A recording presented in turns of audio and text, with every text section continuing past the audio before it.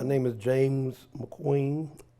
I'm the executive director of the Southeast Overtown Park West Community Redevelopment Agency.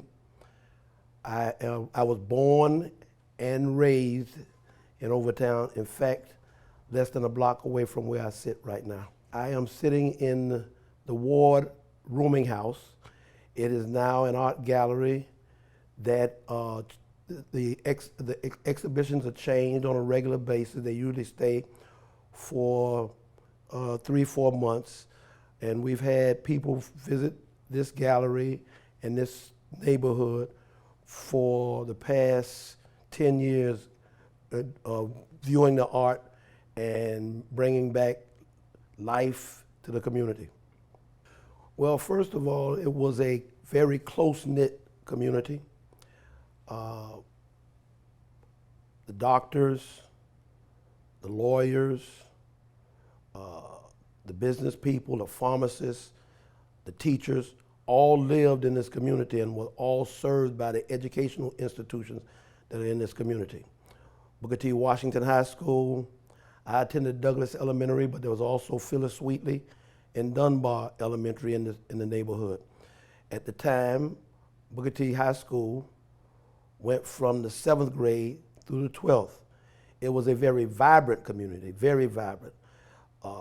There were hotels here where at any time you would be able to see the top stars of that day, the Sammy Davis Jr., the Etta James, Sam Cooke. They all walked in this neighborhood. They all slept in the hotels because at the time they could perform on Miami Beach, but they could not live in the hotels. So when they would complete their performances on Miami Beach, they would come back and perform in the clubs and the hotels here for free.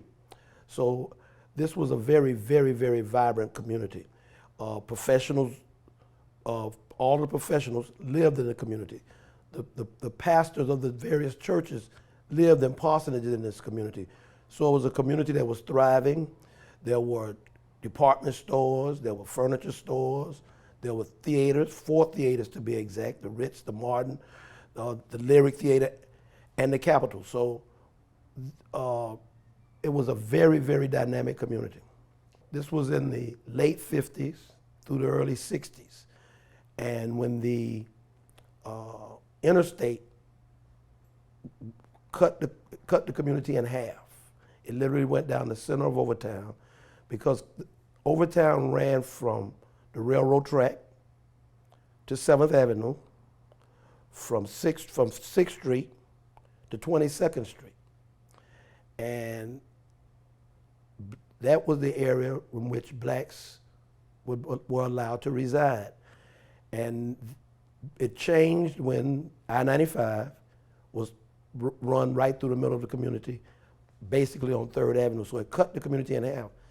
To add insult to injury, the Metro Rail, our rapid transit system, then made the community cut it in quarters because the Metro Rail was run down 11th Street. Well, because they had to have labor. The original populations of black people settled in Coconut Grove, but because this area, it was called Colored Town at the time, and because this area was in proximity to the hotels, to the downtown businesses, the department stores, they had to have labor. And so they had to find places for people to stay. At the time, they were originally, people were brought here to work on Flagler's Railroad and to work on building Miami Beach, principally from the Bahamas. Later, others started coming from North Florida, places like Jacksonville and Georgia, but originally there were Bahamians who came on boats to work both on the railroad and in clearing out Miami Beach. Generally, the black people were housed in either Coconut Grove, Overtown, or in small portions of Liberty City. And why is that? Once again, because The makeup of the community was that black people were providing labor in general, generally laborers or domestics who serviced the beach. In fact, on Miami Beach, if you were a black person on Miami Beach, you had to carry a card. Much, we are amazed about what happened in South Africa and how they had to have pass cards. Well, we had to have a pass card if you worked on Miami Beach, because if you were black and you were on Miami Beach after sunset, you could be arrested. Those areas were segregated, and the law would not allow blacks to purchase homes other places outside of Overtown, Liberty City, Coconut Grove during those days. I can recall the first time I ever went to a movie theater in downtown Miami, because you were not allowed to go to the movie theater. And I remember when they desegregated the movie theater. The first time I ever went to a movie theater downtown Miami was the Miami Theater.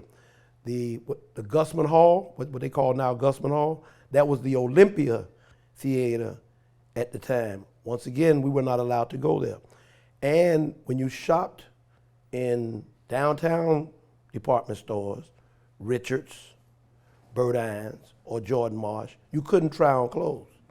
You had to know your size, buy your size, but you were not allowed to go in the dressing rooms. It's a very, very vivid memory of mine. Well, it was, how do you frame it? It was good. It was good and bad.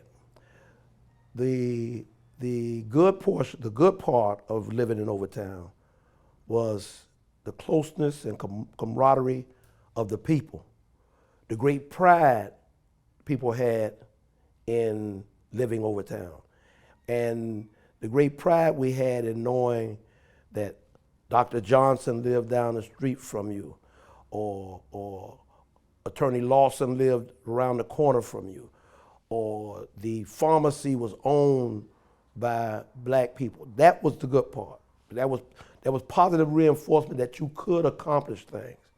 The bad part was you couldn't be exposed to things like the beach. Couldn't go. It had a segregated beach, so you couldn't go to the beaches. You couldn't go to many of the amusements that kids in other neighborhoods had the opportunity. You couldn't walk through neighborhoods that other kids had the opportunity to walk through. So while it was good in the closeness of the people, it was bad in that it limited your exposure to other things outside of the community, the museums, the shows, and things of that nature.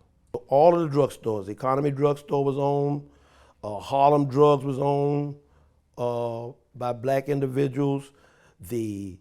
All the doctors' offices were manned by black doctors. Dr. J.K. Johnson was my doctor when I was a kid. Dr. Shirley. We had all the pastors lived in parsonages in the neighborhood. So we saw blacks in business on a regular basis. The grocery stores, the mom and pop stores, mostly were owned by black individuals. He was, from what I understood, the first black judge. But once again, like everything else at the time, it was segregated. The police department was segregated. We have a historic building in Overtown, the old police precinct, which was also the courthouse and the jail for black people. Black officers could not arrest white people, could not stop them even if they saw them committing crimes. Well, we knew that he was a very educated man. When you're a kid running around Overtown, somebody said that that's Attorney Lawson, and because you have so few role models on televisions and in print media, that it was something that really, really, really made you inquisitive. I told, when I went to law school at University of Florida in the 70s, the only black lawyer I knew was Lawson Thomas. The only one I had heard of was Lawson Thomas. And that was after me arriving in law school. Not until I became an adult. I didn't realize, and in this neighborhood, I didn't realize what great sacrifice was being made until much later in my life. Dr. King spoke at Mount Zion Church, and he was a frequent visitor to Miami. He spoke at the church to a large crowd while I was a kid, but it didn't have any impact on me until later in life. 'Cause when you're 7, 8, 9 years old running around, it's you don't know the impact that people are having on your life. I started reading, started hearing stories about people who he had represented and some of the things that he had done. I started hearing that he was the first black. I was not aware that he was the first black judge as a child. That was not common knowledge for children growing up, because there was no, I don't want to say no, but there was no such thing as the teaching of black history. We all our books were books that they used to grade the book. Like if it was new, it was an A. If it had been used one or two times, it was a B. By the time it got to us kids over town, it was a C or a D. And all of the historical figures in the books were the George Washingtons, the Thomas Jeffersons. I was well into my teens before I knew that Thomas Jefferson had slaves, that George Washington had slaves. So we were taught a history that was totally exclusive to the history of white America. Well, the fact that he was a pioneer, and he stood up when standing up to the white establishment was not just an unusual thing. It was a very dangerous thing, because people were losing their lives in an effort to integrate the beaches, the stores, and I can recall going downtown to McQueen's. They used to call them 5 and dime stores. McQueen's 5 and dime store, where you couldn't sit at the counter and eat. If you wanted to eat, you had to stand at the window, order your food, and they pass it through the window to you. And so he along with people like Father Gibson, like Reverend Edward T. Graham, they were putting their very lives on the line in order to try to do things like integrate the beaches, integrate the stores, integrate the restaurants.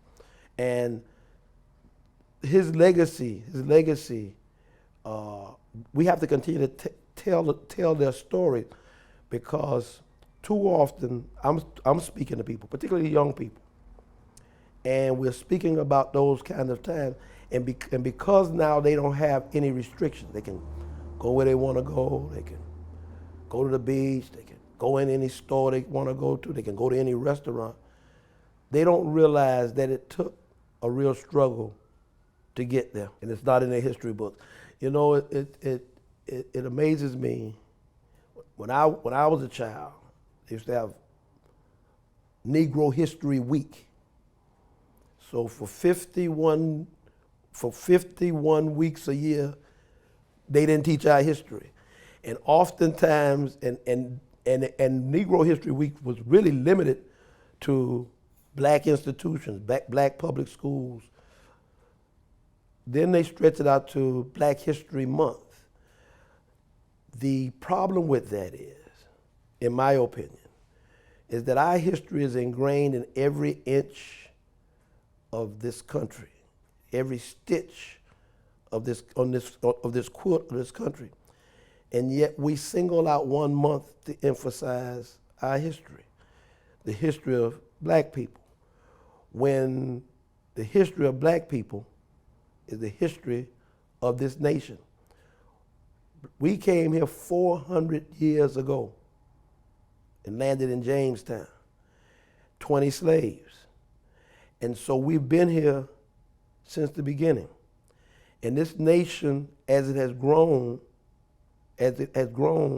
was built on our backs.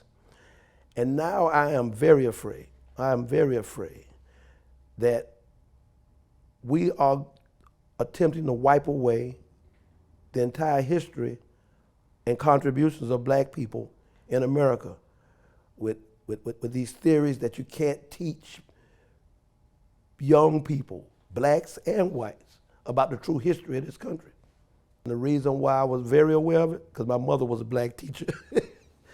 And in fact, she stopped teaching for a while because the teachers were paid so low, and she went to work for the Girl Scouts. The difference in pay, it wasn't reconciled until the late 60s, in fact. In the early 70s, they were still being paid less all the way up to the turn of the 70s. Quite a few people started to realize that he had been the first black judge, until the legal community, the black legal community, started getting behind the effort to memorialize him in some way outside of the small location that we have out over town. And my hat goes off to the legal community at large, but particularly to the black lawyers that worked toward getting that done. I was not aware of that when I was growing up. I was aware that he was a judge. I was not aware that he was the first judge.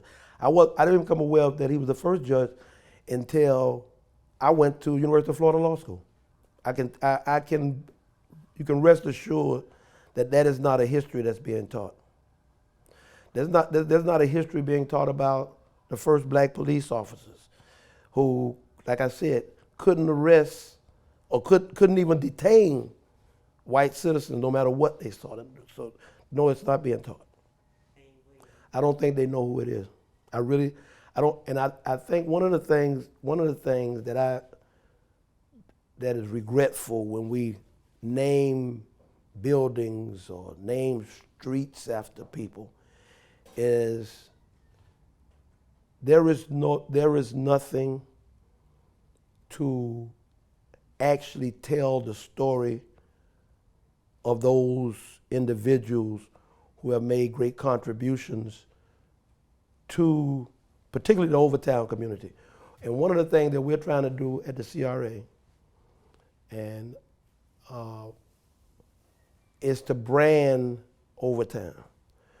We're looking for ways to tell this story of Overtown, and we're doing that in various ways. It's our intent to turn the 9th Street pedestrian mall that where we're sitting right now into a sculptured garden to help tell our history. It's our intent at the CRA to create electronic kiosks throughout all Overtown to tell the story of Overtown. It's our intent to place the name of Overtown on all of the entrances to the area that was traditionally and historically Overtown. Because if we don't do it, then I'm afraid that we won't have Overtown. We really won't. I think that the people who are downtown want to move north and make this downtown. The people who are north in Wynwood want to move south and make it Wynwood. So if we don't do everything we can to continue to tell our history and to continue to increase the knowledge of ourselves, this gallery here continues to teach the history of us. And we have to do everything in the CRA, in the churches, in the schools to continue to tell our story. Because if we don't, no one will. Well, the first thing I would tell them, and it frightens me to no end, that so little reading is being done by our young people. Modernization brings great gains, but technology makes things great gains, but it also retains us in a way, restrains us in a way, in that we don't read. You see young people, it is rare if you get on any kind of public transportation, where you see somebody with a book in their hand. I remember a time when anytime you left your house, if you were going any distance, you take a book to entertain yourself, to read. Now, all you see is people scrolling the telephone. And so the lack of desire for information, for the lack of desire to study the history, not only of black people, but of society in general, is waning, in my opinion. I have people who tell me they listen to books on tape. I don't consider that reading, but people have books on tape. I think that if I were to say anything to young people that I would like them to take with them is, you have to investigate your own history. You have to study yourself, how you got here. Because if you don't know how you got here, you certainly have no clue as to where you're going. I want people to realize that we are trying to change over time. But I want them to understand, more importantly, when I say change over time, I'm saying the people who are indigenous to this community, we want to stay in this community. And so I want people to understand that Overtown was a great community, a vibrant community. And as we try to restore its greatness and its vibrancy, I want people to realize that we welcome everybody in Overtown. But the people who are most important to us are those who are indigenous to this community, who for no fault of their own have constantly been pushed out by I-95, pushed out by the Metro Rail, pushed out by the movement of downtown to Overtown, pushed out by the movement of Wynwood to Overtown. And so I would ask that people continue to understand that we are trying to build a vibrant community with those people who are indigenous to the community.